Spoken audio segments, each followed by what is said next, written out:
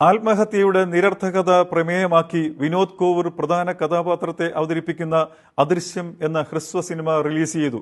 Cinema താരം മമ്മൂട്ടിയുടെ Facebook പേജിലൂടെയാണ് ചിത്രം റിലീസ് ചെയ്തത്.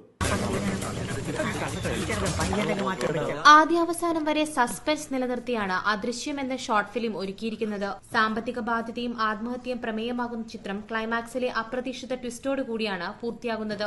ആത്മഹത്യ ഒന്നിനും ഒരു പരിഹാരമാകില്ലെന്നാണ് വേറിട്ട പ്രമേയത്തിലൂടെ ചിത്രത്തിലൂടെ പ്രതിപാദിക്കുന്നത്. വിനോദ് കോവൂരിനോടൊപ്പം സനൂജ സോമനാഥനാണ് ചിത്രത്തിൽ കഥാപാത്രങ്ങളാകുന്നത്. സത്യം പറ, നിങ്ങളും ആത്മഹത്യ ചെയ്യാൻ വന്നല്ലേ?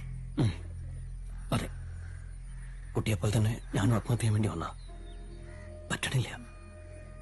രണ്ടറ്റവും കൂട്ടിമുട്ടിക്കാൻ പ്രയാസപ്പെടുക.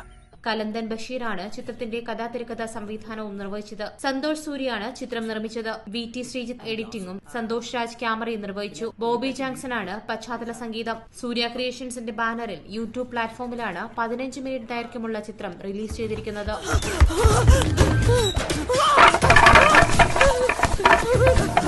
അബുദാബി 24/7. അബുദാബി 24/7. അബുദാബിയിൽ നിന്നും പ്രവാസികൾക്കായുള്ള ശബ്ദം.